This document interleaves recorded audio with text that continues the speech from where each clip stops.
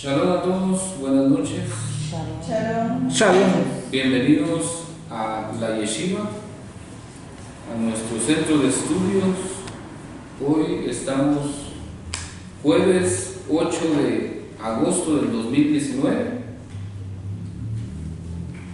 y estamos estudiando sobre los secretos de los Moedim. Específicamente hoy estamos estudiando sobre el Moed de Shabbat y sus secretos.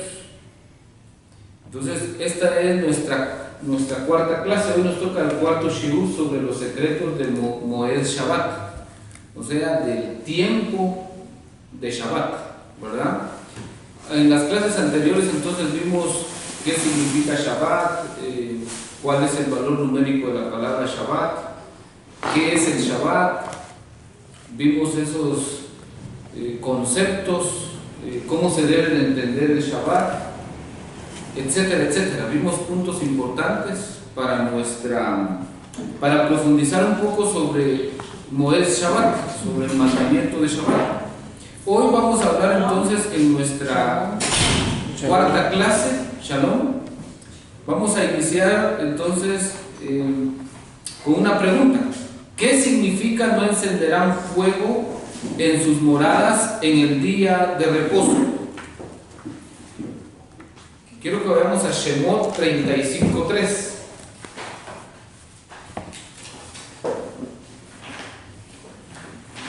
¿Qué significa no encenderán fuego en sus moradas en el día de reposo? Todos sabemos que cuando en nuestra Torah, en nuestra instrucción, aparece la palabra reposo, en hebreo es Shabbat. Eso ya lo sabemos todos. Entonces, ¿qué significa eso? Leamos lo que dice Shemot 35:3.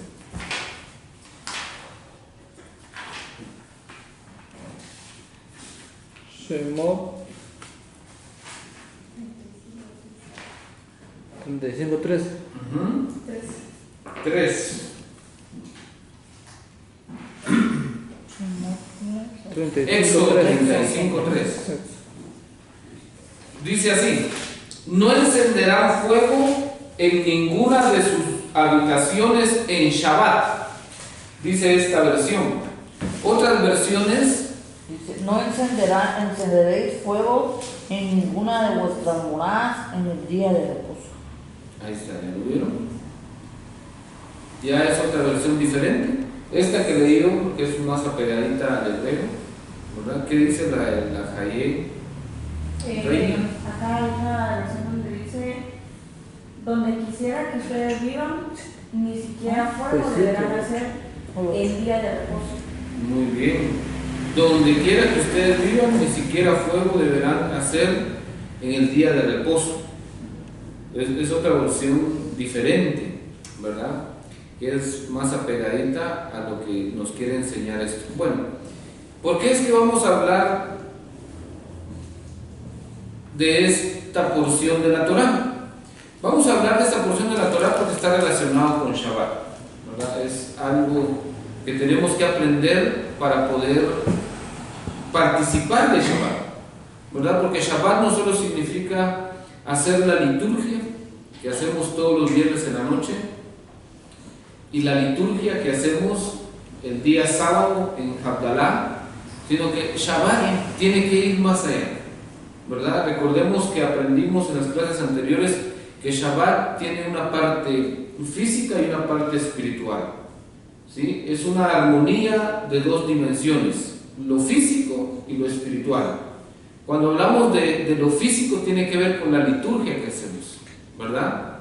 Pero al hacer la liturgia que hacemos, o sea, encender las luminarias, tomar el pan, el vino, hacer la bendición por nuestros hijos, también eso implica que nosotros estemos armonizando con nuestro mundo espiritual, con esa dimensión a la que nosotros accedemos, con ese ruaj o espíritu que nosotros nos impregnamos, esté armonizado, ¿verdad? Cuando hacemos el Shabbat. Bueno, entonces, ¿qué significa esto? Vean pues, hay dos temas importantes que debemos de saber para descubrir el secreto de no encenderán fuego en ninguna de sus moradas en el día de Shabbat. Número 1.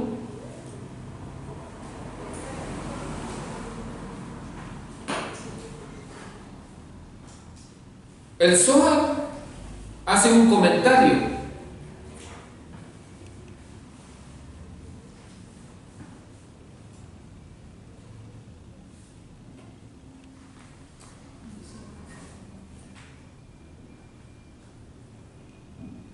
que está relacionado con respecto al Shabbat.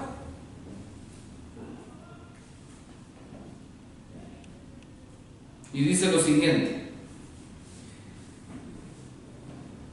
en viernes, cuando llega el oscurecer, una estrella brillante viene del norte y con ella otras 70 estrellas. Escuchen. La estrella afecta a estas 70 estrellas, las cuales se incorporan a ella, o sea, a esa estrella que viene. Escuchen. Y dentro de esta, todas las 70 se vuelven una. Lo que está diciendo el Zohar. Esa estrella se expande luego y se convierte en una llama ardiente en todos los lados. Eso dice el Zohar. Esa porción del Zohar está en la Parashá Vayekel, página 248, artículo 159. ¿Sí? Porque es que tomé esta porción del Zohar, este comentario que hace con respecto al Shabbat, porque nos va a ayudar a entender un poco sobre qué significa no encenderán fuego en ninguna de sus moradas en el día de reposo. Entonces, ¿qué dice? ¿Qué sucede el día viernes al oscurecer, cuando ya está cerca de entrar Shabbat? Dice que viene una estrella, ¿verdad? Viene una estrella brillante del norte, y con esta estrella vienen otras 70. ¿Sí? Entonces, esa estrella que viene del norte, que brilla, afecta a las 70 estrellas. Entonces, una vez se afecta a las 70 estrellas, estas 70 estrellas se hacen una con ella, o sea, se hacen una sola con esa estrella que viene del norte. Entonces, luego de hacerse una, las 70 estrellas con esa estrella,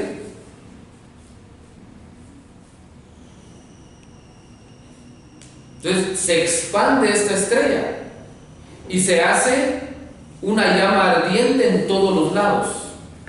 En todos los lados. Ahora, la pregunta que todos se harán es: ¿por qué se habla de esa estrella, esas 70 estrellas? ¿Sí? Un comentario muy importante. Como el Zohar comenta y habla de una estrella, por ejemplo, los sabios dicen que cuando se habla de estrellas en la Torá, en el mundo hebreo, se está hablando de las constelaciones y los ángeles. Tomen nota. O sea que cuando se habla de estrellas en el mundo hebreo, se habla de las constelaciones y los ángeles. ¿Sí? Cuando se habla también en la Torá. La palabra constelaciones en hebreo es masal y significa siervo o sirviente. Estamos hablando siempre de la palabra estrella.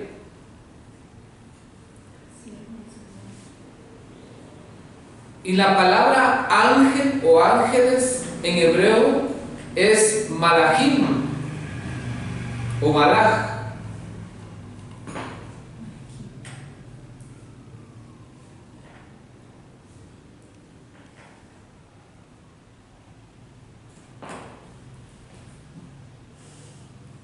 y significan mensajeros o ejecutores.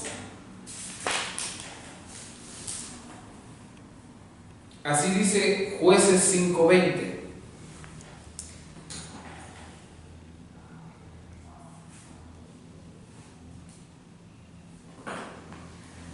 Y también dice Revelaciones 9:1.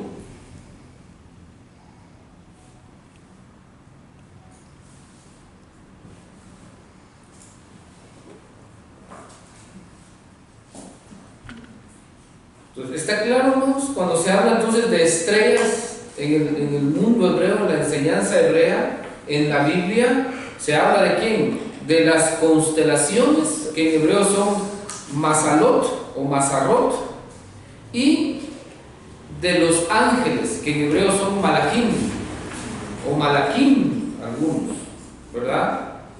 ¿Qué dice Jueces 5:20?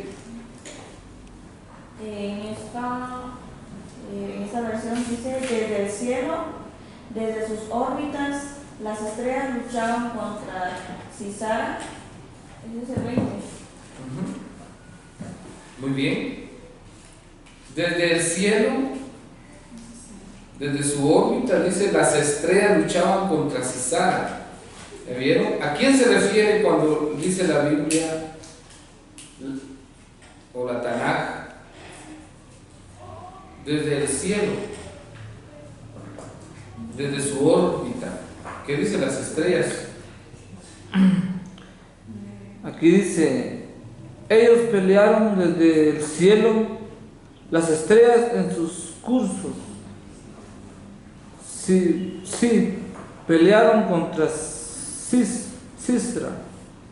Sisara, muy bien. ¿Ya vieron quiénes fueron las estrellas? Entonces, cuando se habla de las estrellas, se refiere a los ángeles, ¿verdad? Se refiere a las constelaciones de los Mazarot. Bueno, ahí estamos claros con esto. Ahora vean esta parte. En esa misma sección del Zohar, otro comentario. Voy a leer otra parte del Zohar.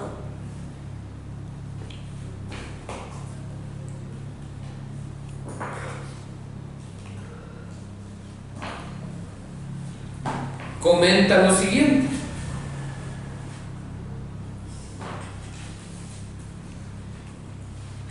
Oigan qué dice el Zohar. Escuchen bien, pues. Con esta luminosidad, la serpiente sedujo a la mujer, Java, para recibir luz. ¿Oigan? Con esta luminosidad, la serpiente sedujo a la mujer, Java, o sea, Eva, para recibir luz.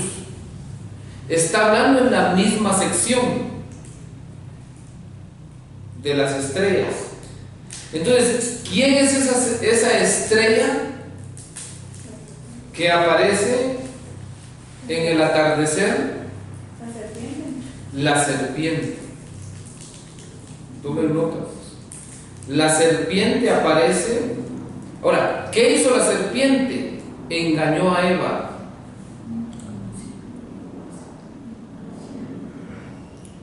Sedujo a la mujer. No la engañó a simple vista, sino que la sedujo. Los sabios dicen que la sedujo, pues no con mentiras, sino que hablándole la verdad.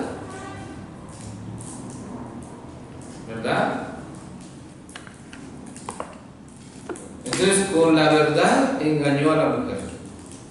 Vean esta parte, pues.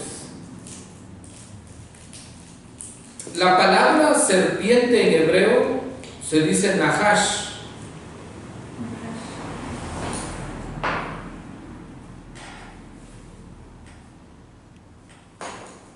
Serpiente, ¿verdad? Serpiente se dice Nahash.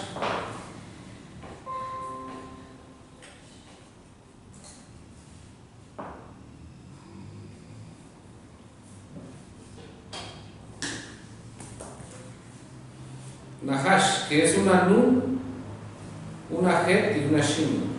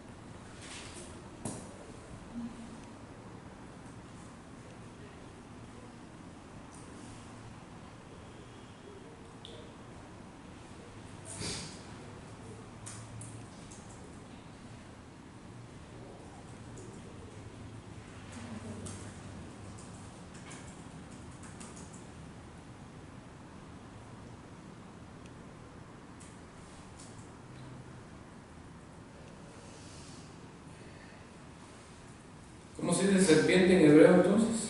Nahash. Nahash.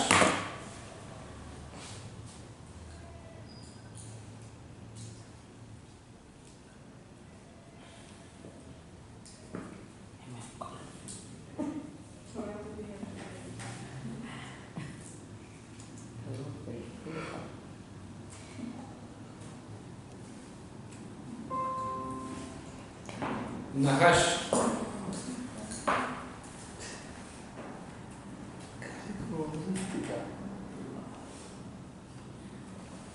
Bueno, ¿por qué es que entonces llegamos hasta este punto? Hasta la serpiente. ¿Por qué tomamos estos comentarios de los sabios de Israel para poder interpretar el significado de esta porción de la Torá?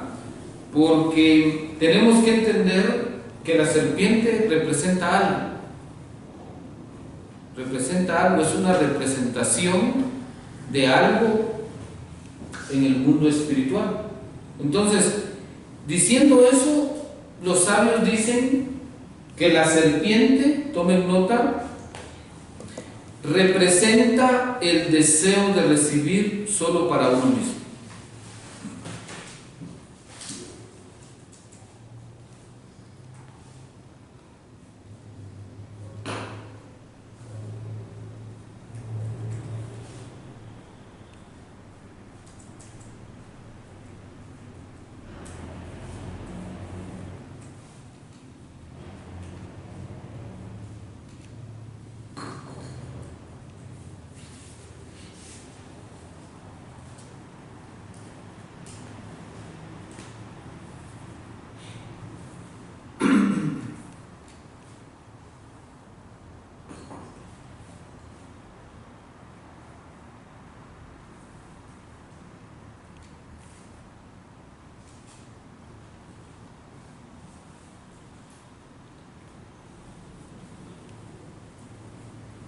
Entonces ya tenemos el primer punto, ¿verdad? Que tenemos que entender. ¿Qué representa la serpiente en el mundo hebreo? En la Torá, el deseo de recibir solo para uno mismo. Eso representa la serpiente en el nivel profundo de la Torá, en el secreto. El deseo de recibir solo para uno mismo, solo para mí mismo. Vamos con la otra parte, pues. El segundo punto que tenemos que entender es el siguiente. Según el nivel Sod de la Torá, el mundo está compuesto de 4 elementos y el hombre también, eso dicen los sabios. Estos 4 elementos son fuego, aire, agua y tierra.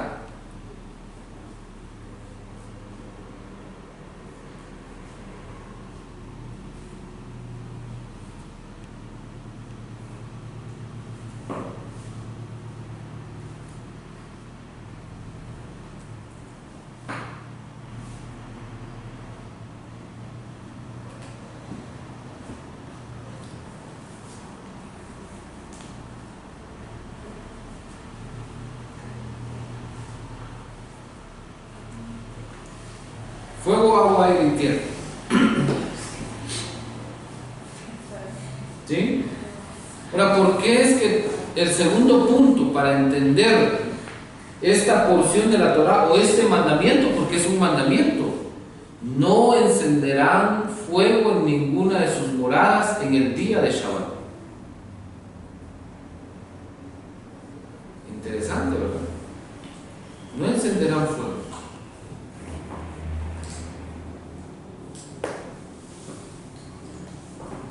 Bueno, estos 4 elementos tienen un origen espiritual, y cada uno de ellos tiene un origen espiritual.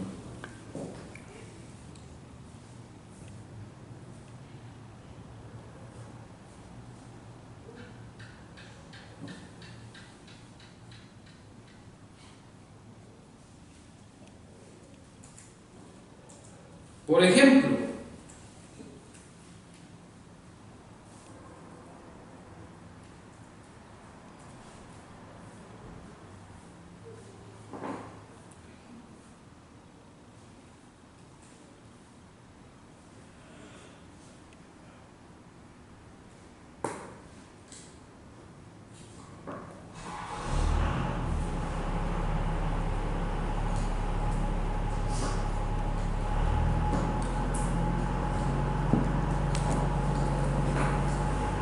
el elemento fuego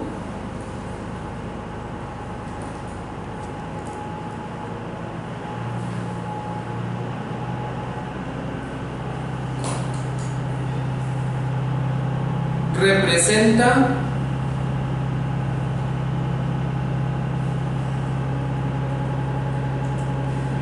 en su lado negativo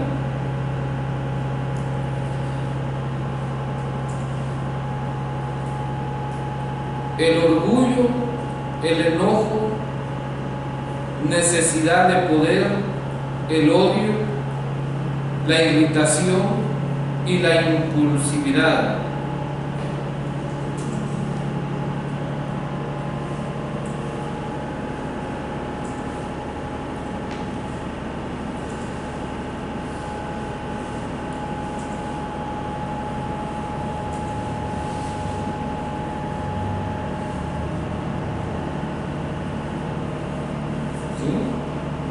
Fuego.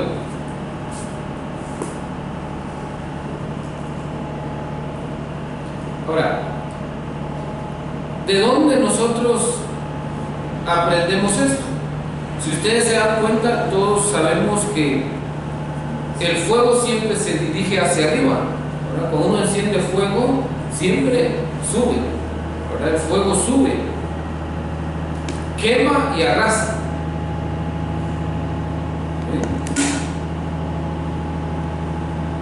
El fuego no permite que uno se acerque mucho y crece a costa de lo que se le atraviesa en el camino.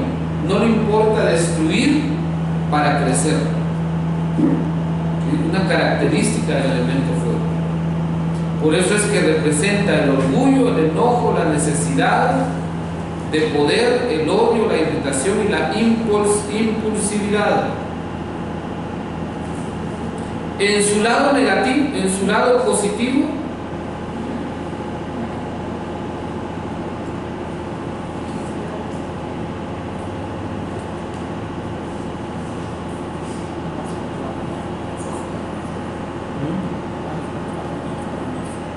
es el elemento que ayuda a soñar en grande, a aspirar, a tener motivación,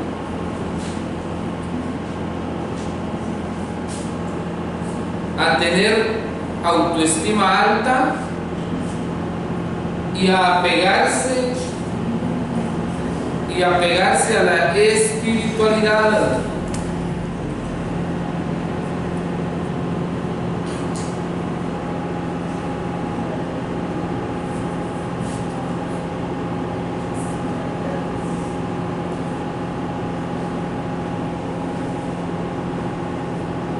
¿Sí? Ahí tenemos las dos partes del elemento fuego. ¿Por qué hablamos de los cuatro elementos? Porque, ¿qué dice esta porción de la Torá? No encenderán fuego en ninguna de sus moradas el día de reposo, o sea, en Shabbat. Entonces, obviamente está hablando de uno de los cuatro elementos. ¿De qué elemento está hablando? Del elemento fuego. Entonces, ¿cuál es el secreto aquí? Primero, ¿verdad? Como enseñan los sabios, cada uno de estos cuatro elementos tiene un origen espiritual. Por eso es que tenemos que estudiarlos para poder entender este mandamiento de la Torá, de no encender fuego en el día de Shabbat en nuestras moradas. Entonces veamos esta parte. Por una parte, tenemos las características del elemento fuego, naturalmente. Dijimos que va hacia arriba, arrasa, crece, ¿sí? Sin importar lo que haya enfrente, ¿verdad? Entonces, estas características a nosotros nos dan una idea del aspecto negativo que puede tener el elemento fuego. El elemento fuego puede destruir, ¿verdad? Pero también sabemos que el fuego tiene su lado beneficioso. Por ejemplo, con el fuego nosotros cocemos nuestros alimentos. Por ejemplo, cuando hay frío, el fuego calienta. Si uno se acerca a una distancia considerable, ¿verdad? Con el fuego es que hoy en día podemos ver que se moldea el hierro, los metales, se refina el oro, ¿verdad? Con el fuego se cose el pan. Y entonces cada elemento tiene su parte positiva y su parte negativa, ¿sí? Entonces vamos a ver que así como naturalmente el elemento tiene una parte que nos beneficia y una parte que nos afecta, ¿verdad? Espiritualmente es igual. ¿Qué representa el fuego espiritualmente? Representa entonces el enojo, la ira, la cólera, ¿qué más dijimos? El odio, ¿verdad? La impulsividad. La impulsividad. ¿Y qué representa en el lado positivo? En el lado positivo dijimos que representa el soñar en grande, tener aspiraciones, tener motivación, tener una autoestima alta y el apego a la espiritualidad. ¿Sí? Eso es importantísimo. Bueno, entonces ahí tenemos los dos puntos. Número uno, ¿sí? Estamos hablando claramente de la serpiente, ¿verdad? Comentario del Zohar. Número dos, especificamos que la Torah ahí pone un elemento de los 4 elementos de la creación, que es el elemento fuego. Y entonces ya sabemos claramente que uno de los tantos significados de este mandamiento es el siguiente. Vean esta parte, pues. ¿Eso qué significa? Que el mandamiento de no encender fuego en nuestra morada en el día de Shabbat no se refiere precisamente con relación, Shalom, no se refiere precisamente a que no tengamos que encender fuego físicamente, ¿verdad? No se refiere a eso. ¿Sí? Porque nosotros necesitamos utilizar el fuego para cocinar. Bueno, pero los sabios dicen que pues, no hay que cocinar en Shabbat, porque el mandamiento dice no tienen que encender fuego, deben de cocinar hasta el viernes a las 6 de la tarde. Hasta esa hora deben de cocinar. Bueno, es en Israel, porque en Israel ¿qué día descansa? En Shabbat, el día sábado. Eso quiere decir que el día viernes ellos ya en la tarde ya no tienen actividades laborales. El día viernes ellos es como nosotros acá, están en la mañana haciendo sus últimas tareas de la semana. Ya para mediodía se dedican a comprar su comida y en la tarde se dedican a hacer su comida por cantidad. Preparan su cena de ese viernes de la noche, que es Shabbat, preparan su almuerzo del otro día, porque son desayuno y almuerzo. Es la cena, desayuno y almuerzo. Así lo preparan. Entonces lo dejan preparado. Ya el sábado no encienden fuego, ¿verdad? Porque ellos tienen esa parte. Pero hay algo muy importante. También hay extremos que dicen que ellos no pueden encender ni siquiera el automóvil, porque cuando uno le da switch al carro, ¿qué está pasando? Una chispa, y dice que eso ya es encender fuego. Vean esa parte, pues.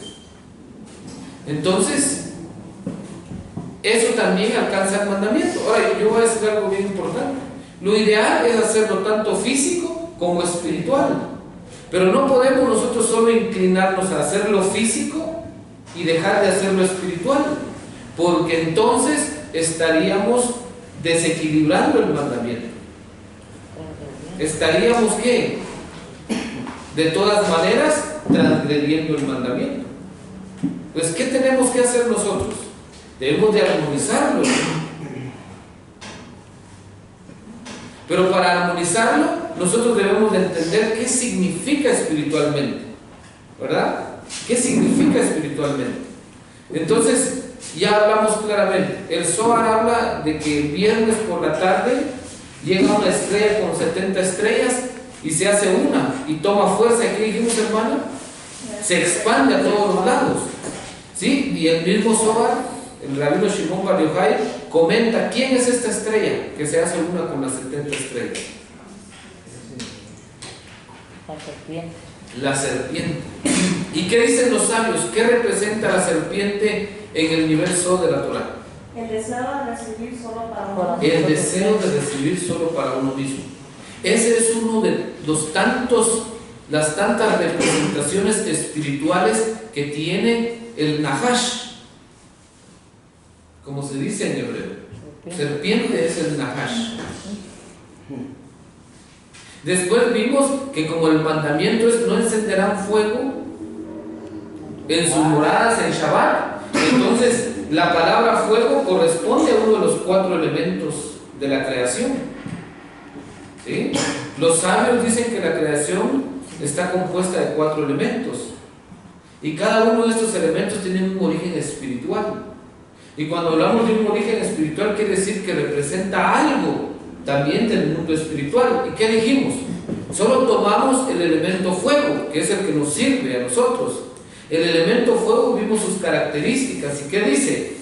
Dice que él se eleva, arrasa, crece, no importando lo que pase trayendo en su camino. Destruye. Pero también en su parte beneficiosa. Dice que el fuego es de gran ayuda porque con eso cocemos nuestros alimentos. Con eso se procesa el hierro, el oro. Con el fuego se cocen los panes, se hornean, ¿verdad? Y cuando hay frío, se hace una fogata y uno se acerca a una distancia considerable. ¿Qué pasa? Calienta, lo pone a uno ¿qué? Entonado, ¿verdad? Le quita el frío, ¿sí? Le quita el frío a uno. Entonces, tiene una parte beneficiosa y una parte que afecta, ¿verdad? De la misma manera. Entonces, ¿qué representa el elemento fuego en el mundo espiritual? ¿Sí? El elemento fuego, en su parte negativa, representa el odio, el rencor, los celos, la envidia, la impulsividad, etcétera, etcétera. En su parte positiva, ¿qué dijimos que representa? Ayuda a motivación. Representa la motivación alta. Y apegarse a lo espiritual. Correcto, tener una autoestima alto, ¿verdad? Tener sueños grandes, ¿verdad? Muy bien. ¿Y qué dice? También el apego a lo espiritual, ¿sí? El apegarse espiritualmente. Entonces, debemos de ver esta parte. Bueno, listo. Entonces, diciendo eso, el mandamiento de no encenderán fuego en sus moradas en el día de reposo, no solamente tiene que ver con no encender fuego físicamente, sino que en realidad el mandamiento de no encenderán fuego en sus moradas en el día de reposo significa no desearán recibir solo para ustedes mismos en el día de reposo.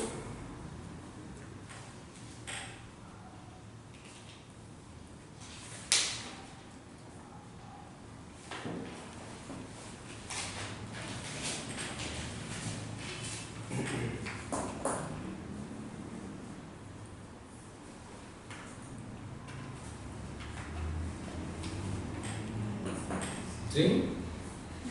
Eso significa la Torah. No debe de desear recibir solo para usted mismo.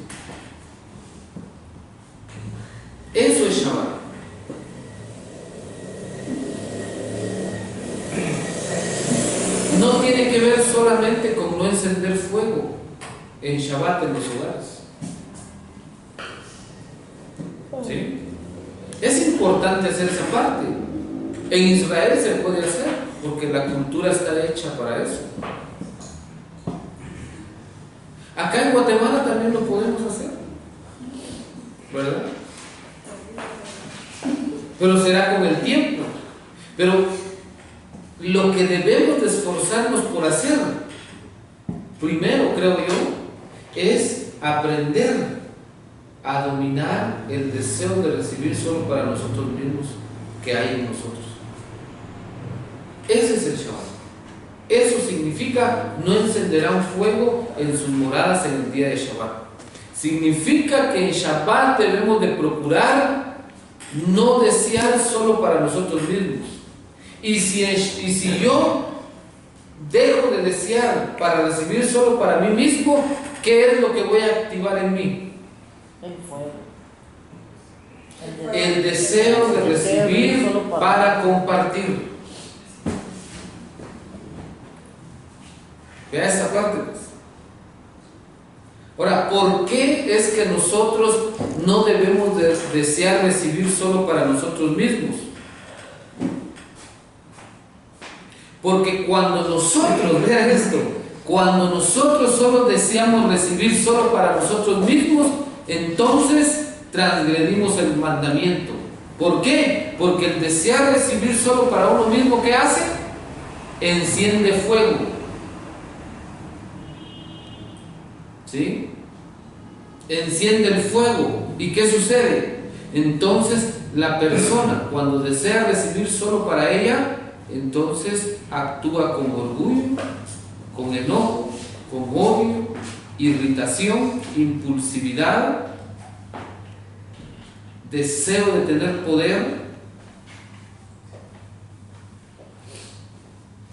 y alcanzar ese poder sin importar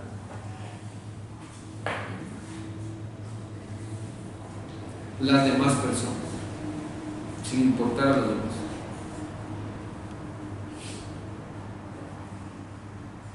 ¿Sí? Entonces tenemos que tener claridad en esto ustedes, porque les voy a decir algo. ¿De qué me sirve a mí que yo al final perfectamente no encienda fuego físicamente durante Shabbat,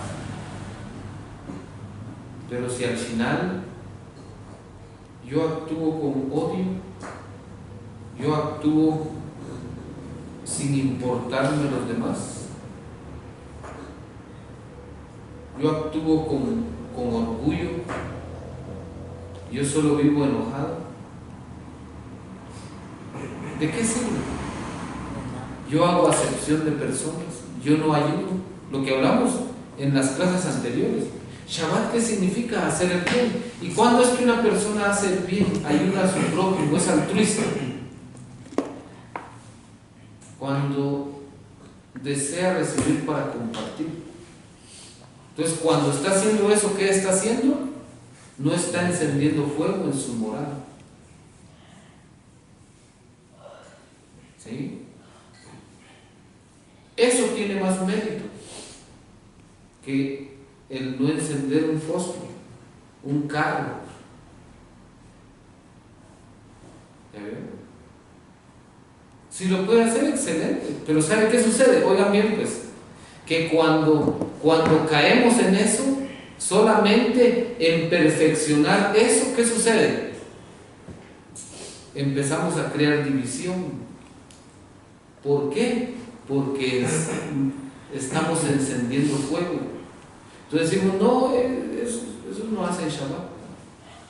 Esos transgreden Shabbat porque encendieron un cerillo, encendieron su celular. Eso es, ahí hay una chispa. El micrófono. Todo, la computadora. Una vez ahí transmitiendo, y alguien me comentó, pero ¿qué haces en el celular si es Shabbat? ¿Y qué haces tú en el celular? Le dije, que también, si me estaba preguntando, porque él estaba conectado.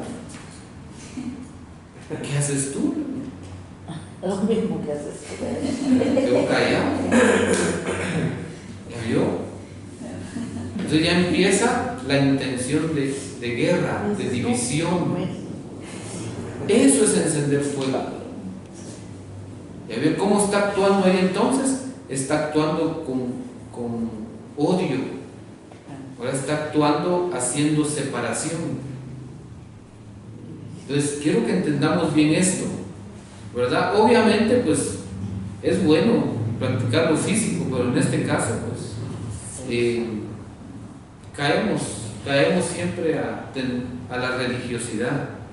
Querer solo observarlo de ese lado nos perjudica, ¿verdad? Nos perjudica, y yo creo que debemos esforzarnos por practicarlo espiritualmente, aunque si podemos practicarlo de una manera física, pues hay que hacerlo, pero hay que hacerlo no con el fin de creerme superior al otro, porque eso se llama orgullo, ego, significa altanería, ¿no?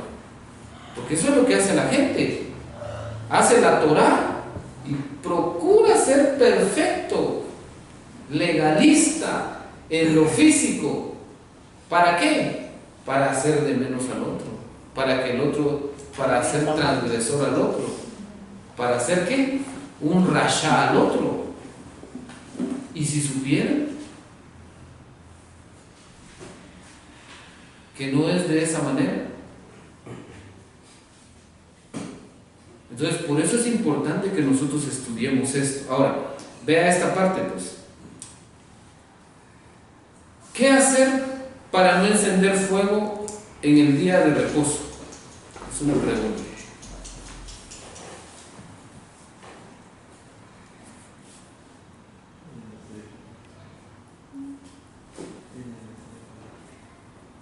¿Qué hacer para no encender fuego en el día de reposo? Bueno, número 1, hay que practicar la humildad.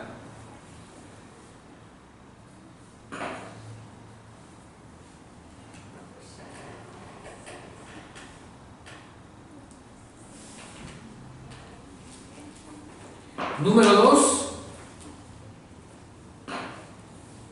la tranquilidad.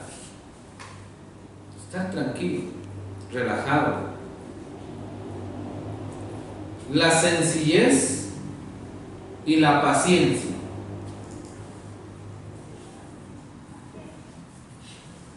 ¿Sí? Una persona humilde, tranquila, sencilla y paciente es una persona que pues no fácilmente enciende fuego. Y no solamente el Shabbat, el día sábado. Es que ¿sí? Por eso les digo, nosotros estamos entrando en un tiempo donde empezamos por el sábado, el Shabbat, ¿verdad? Pero ¿para qué? Para alcanzar un nivel espiritual superior, donde entendamos que no solo se refiere no hacerlo el día sábado, lo voy a decir de esta manera, sino que se debe de entender que es que todos los días de mi vida, en cada momento de mi vida, yo no debo de encender fuego en mi morada. ¿Por qué dice en sus moradas? Es en los lugares donde nos movemos, en lo familiar, en lo económico, en lo laboral, etcétera, etcétera, etcétera. Entonces imagínese usted, un empresario trabajando con humildad, con tranquilidad, con sencillez y paciente.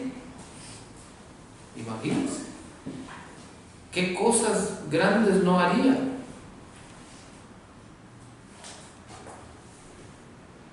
En ayuda a la humanidad para que haya una armonía, para que haya paz, justicia, haría grandes cosas. Pero ¿por qué es que no ha pasado eso?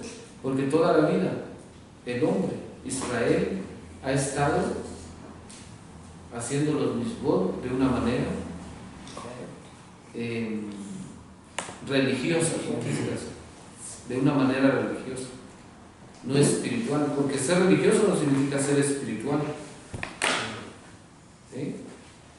Ser espiritual significa ¿qué? Saber vivir. Y saber vivir significa tener paz, estar en armonía y ser feliz. ¿Creen ustedes que uno actuando con odio, con rencor, con orgullo, con altivez, va a vivir en paz, en armonía y va a ser feliz? No, definitivamente.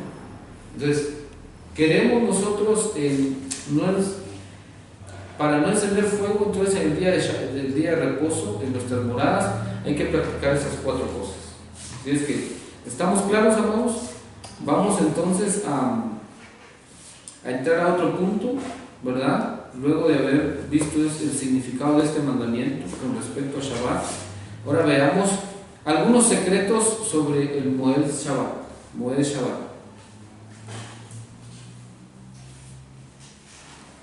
Secretos del Moed Shabbat.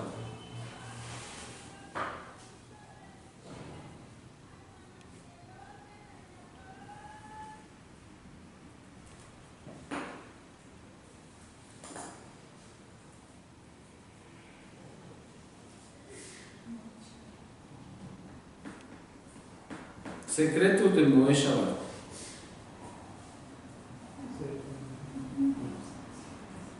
Vean pues, el nivel Sod de la Torah, que en el mundo hebreo se conoce como Kabbalah, desvela todos los secretos con relación a Shabbat. O sea que nos ayuda a descubrir la luz de Shabbat, ¿verdad? Nos permite profundizar y desarrollar una mejor conciencia con respecto a la práctica de Moed Shabbat. Por ejemplo, los sabios dicen que en Shabbat nosotros recibimos un alma adicional. Vamos entrando ya más detallitos.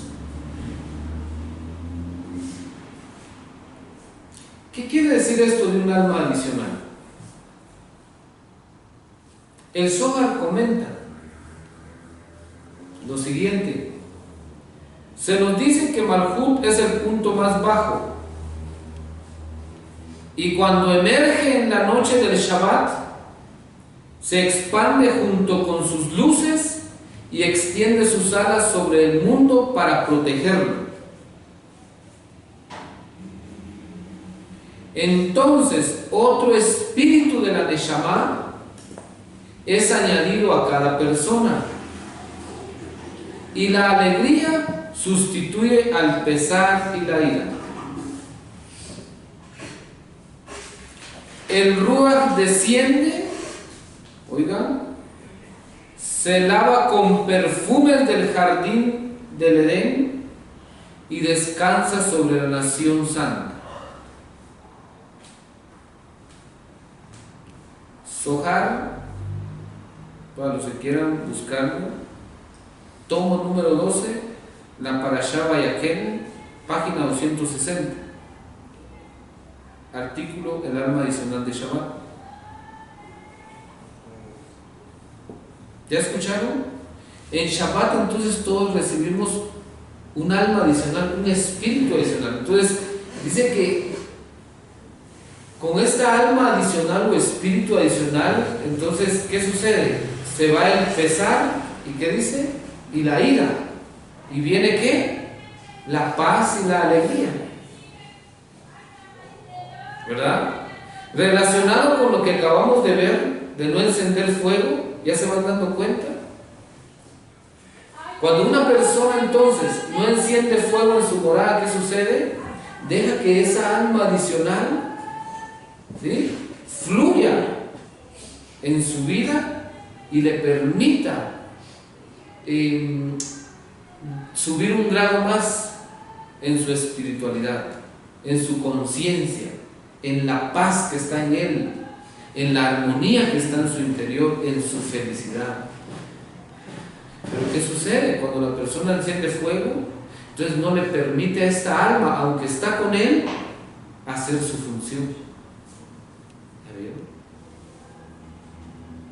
Porque el alma dice que en el jardín del Edén es bañada con perfumes el jardín del Edén y descansa sobre la nación Kadosh, la nación santa. Entonces descansa sobre aquella persona que está limpia lo más de la religiosidad. ¿Sí? Entonces, ese es el alma adicional. Vea esta parte, pues.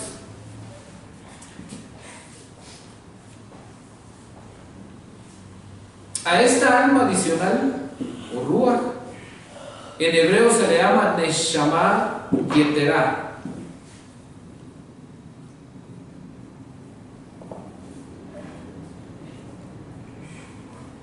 Neshama yeterá.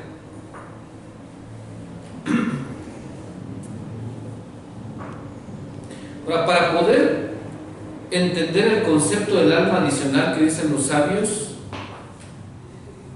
en Shabbat debemos de entender lo siguiente. Vamos a hablar un poquito del alma. El alma tiene ciertos niveles o dimensiones o nombres, como lo hemos llamado, ¿verdad? Todos sabemos que el alma está ordenada por un nefesh, un ruach, una neshama, una hayá y una yehidá. 5 niveles o dimensiones tiene el alma, 5 expresiones, ¿verdad? Entonces, estos 5 niveles específicamente se resumen en 3. ¿Cuáles son estos 3 que se resumen los 5 niveles del alma o expresiones? Nefesh, ruach y neshama. ¿Oyeron? Hayá y yehidá los dejamos ahí, en neshama. Entonces es importante, tomen nota, pues, nefesh, ruach y neshama. Esos son los 3 niveles básicos. Hayá y yehidá están dentro de neshama, tienen otra función, otra expresión. Bueno, el nefesh viene de la palabra nafash, que significa descanso. El ruach literalmente es viento o espíritu, de ahí, esa es la idea. Y neshama, que viene de nishmat. La palabra hebrea nishmat significa hálito o aliento. Eso significa hálito o aliento. Vean pues, listos, uno por uno lo vamos a ver ahorita y después platicamos un poco. La neshama reposa en el cerebro, tomen nota. El ruach habita en el corazón y el nefesh está unido al hígado.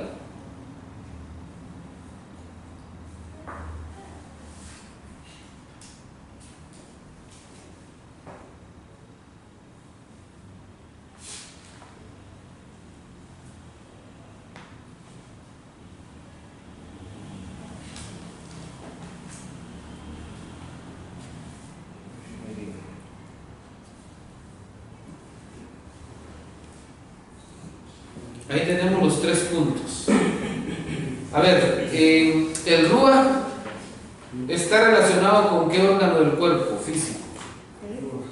Ruach, corazón. Muy bien. El nefesh en el hígado y la neshama en el cerebro. ¿Sí? Bueno, vea esta parte. Los sabios dicen que el nefesh y el ruach son los responsables de las emociones y están directamente conectados con el cuerpo, nefesh y ruach.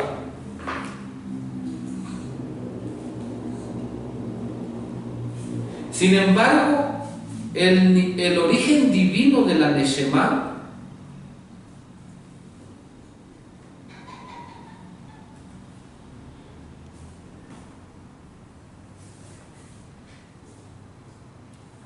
le permite estar unida completamente al cuerpo.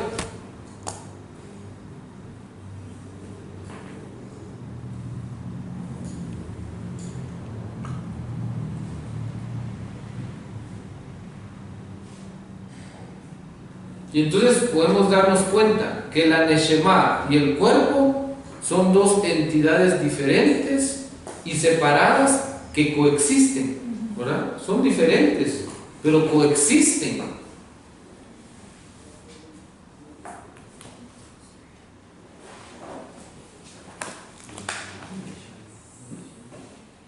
¿Sí? Dos entidades diferentes que coexisten, ¿verdad?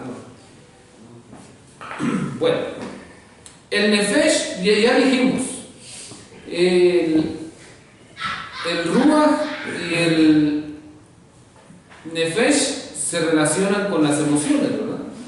Con lo emocional. Bueno, el Nefesh está unido a las necesidades y tendencias materiales del cuerpo.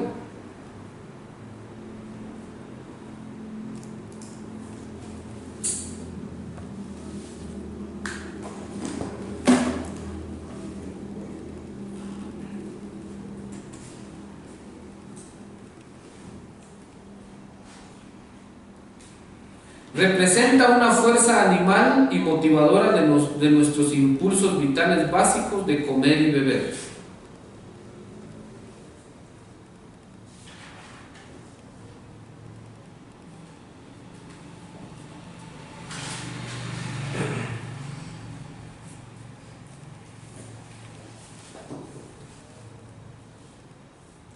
La Neshama, veamos ahora.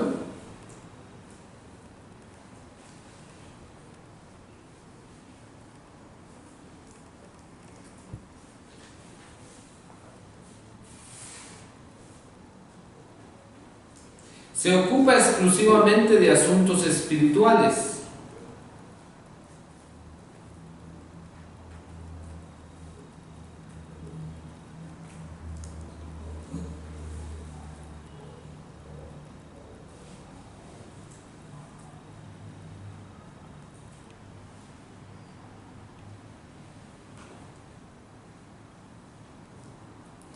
Es un alma intelectual que añora servir al Eterno.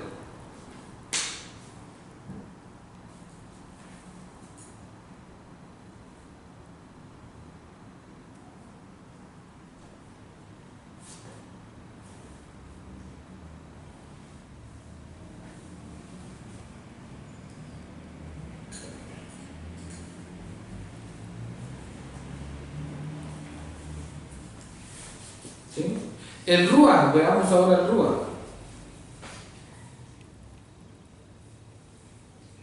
Dice que el Ruach se encuentra en constante movimiento entre el Nefesh y la Neshama.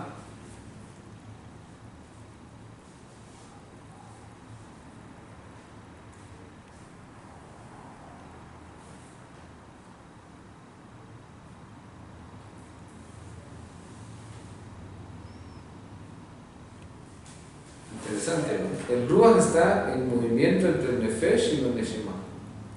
Entonces los sabios dicen que durante la semana el Ruach se apega al Nefesh, y en Shabbat, cuando el Ruach no realiza ninguna actividad mundana, se separa del Nefesh y se une a la Neshama. ¿Sí?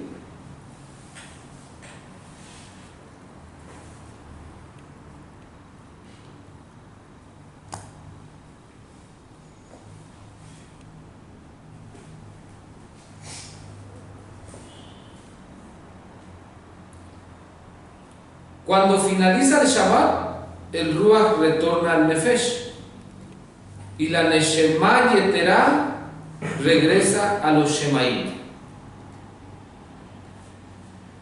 ¿Sí? El alma adicional regresa a los Shemaim.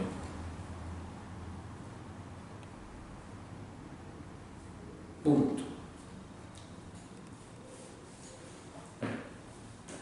Muy bien, entonces este es uno de los secretos en Shabbat, para que entendamos la importancia de practicar. Ahora, quiero que tomemos en cuenta que esta alma adicional pues se enfoca precisamente para el día de Shabbat, ese día de la semana. Pero cuando nosotros ya elevamos el mandamiento o profundizamos y vamos al nivel Sod, nos damos cuenta que esa alma adicional es un alma que puede permanecer en nosotros. ¿Cuándo? Siempre. ¿Ya me entendieron? Siempre. ¿Y cómo vamos a lograr que esa alma adicional permanezca con nosotros siempre? Siempre y cuando nosotros nos esforcemos de no encender fuego en nuestras moradas en Shabbat. ¿Ya me entendieron? Por lo que mencionaban de las actitudes del fuego, se podría decir, o dicho de otra manera, controlar tu ego. Dominar el ego. Correcto.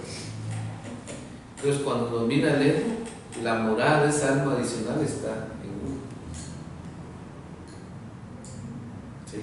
Por eso vemos que hay personas, de veras, hay sabios. A nosotros nos faltan todavía, vamos en el camino, pero hay sabios que solo con la mirada pueden sanar a personas. ¿Sí? Hay personas que espiritualmente están tan elevadas que con tocar sana a una persona. ¿Sí? Dentro del mundo hebreo. Porque también hay otros que fuera de la Torah lo pueden hacer, ¿no? Pero es otra situación. ¿Verdad? Entonces, ¿se han dado cuenta ustedes? Yo estaba escuchando hoy la historia de un gran sabio de Israel que estuvo después del siglo X, del 1000 y pico en adelante, y él se llama Shalom Sharabi. Estaba escuchando, es un gran rabino, un cabalista que vivió en Israel, y pues, miento. Perdón, lo escuché, estaba comentando Mario Sabán. Él estuvo en los 90. Dice que Mario Sabán estuvo en Argentina por algún motivo. Ahora estuvo estudiando en un lugar y dice que él vino y cuando estaba en la yeshiva, dice que llegó desde Israel este gran sabio, Shalom Sharabi. Llegó y al-Sharabi o Sharabi, no sé, llegó y dice que cuando llegó a Argentina, dice que él se quedó sorprendido porque todos, católicos, musulmanes, cristianos, judíos, se iban inclinando cuando él iba entrando a la gran yeshiva argentina, y todos le besaban la mano a ese sabio. Entonces se sorprendió y lo miró.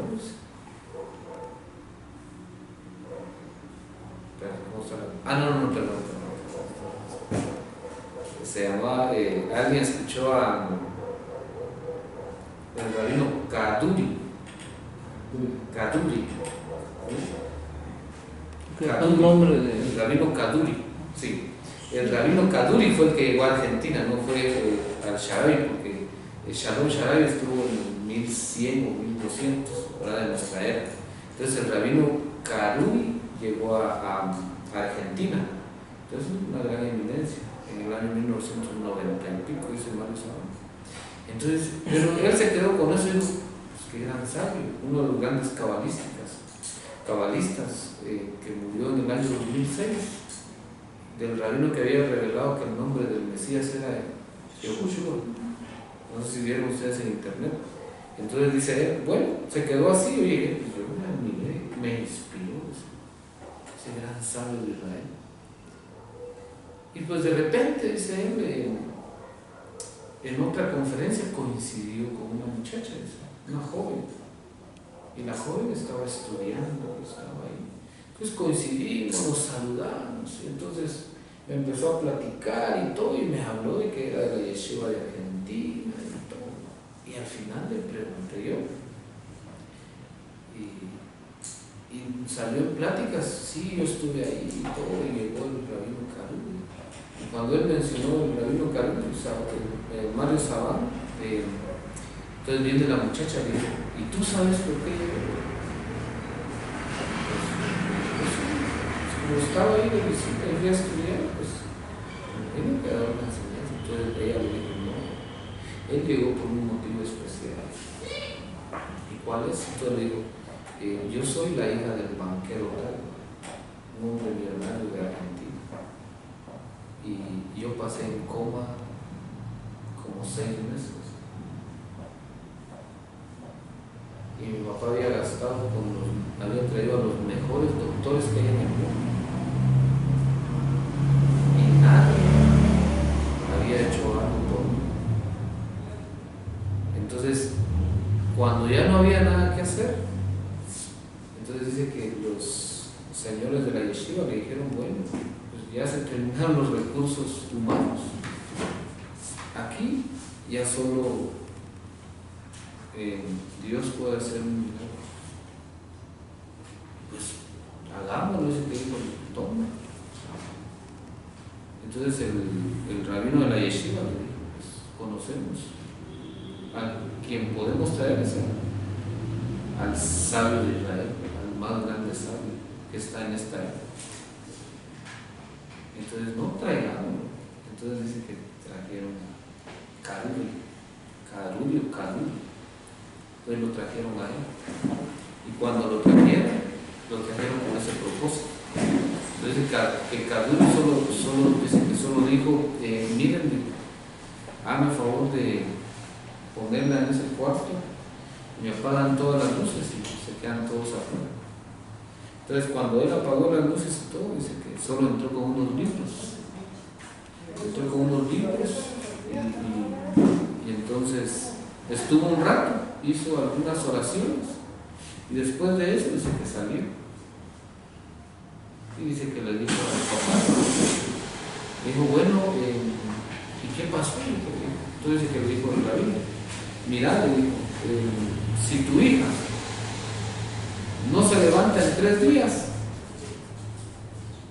no sé cómo es la versión que él dice, pero lo dice Mario Sabán, dice, me voy a ir, ¿y qué pasó? Y dice que él lo desconectó, o sea, desconectó a la muchacha, le quitó todo lo médico, lo desconectó. Y dice que cuando fueron, les dijo, no la toquen, ahí déjenla, porque ella está así, está desconectada de todo. Después dijo, bueno, ahí déjenla. Si después de 3 días ella no regresa, ahí se quedó. Pero dentro de 3 días va a estar de vuelta tu hija. Y se fue.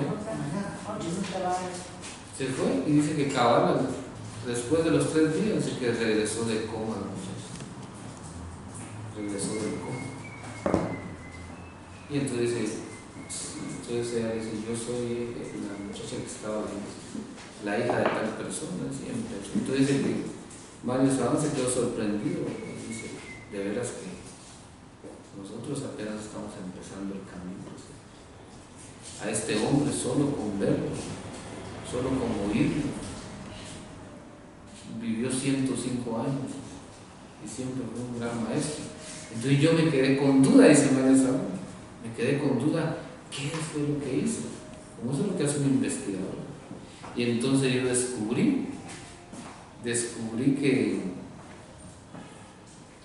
que el rabino Kaduri, dice, lo que hizo fue rezar o recitar mantras que dejó escrito el rabino Shalom Sharabi, que fue uno de los grandes cabalistas de tal época. Y esos mantras que recitó, con ese trajo de vuelta a la muchacha. Entonces se los digo, ¿por qué se los digo? Porque estamos hablando de la espiritualidad. Y entonces, pero dice esta parte, dice que le dijo el banquero, bueno, ¿y cuánto te debo? Dice al rabino. Le dijo, mírame, pon una cantidad en tu mente, pero no me digas. Pon una cantidad en tu mente, pero no me digas. Perfecto, ¿ya la tienes? Sí la tengo. Bueno, entonces le dijo, esa cantidad que pusiste en tu mente, ve y repárteselo a los pobres. Solo eso te pido. Y eso es lo que necesitas y tu hija va a regresar. Y se fue. O sea, no le cobró, no recibió. Solo le dijo, pero dárselo a los pobres. Dice que el banquero lo hizo. Y ahí está su hija. Entonces, todo sale por Shabbat. Así es que hemos terminado la clase el día de hoy, ¿verdad? La verdad es que ¿cuándo vamos a alcanzar ese nivel espiritual? Yo creo que entre más años de vida tengamos, pues yo creo que más nos vamos a pegar a la espiritualidad. Porque cuando uno es joven, pues cuesta un poco más. Uno mira a sus hijos, uno se recuerda del muchacho cómo era, le costaba. Ahorita que ya tenemos un poquito de años de edad, pues ya pensamos más en la espiritualidad. Entonces, yo me imagino dentro de 5 años vamos a tener otro nivel espiritual.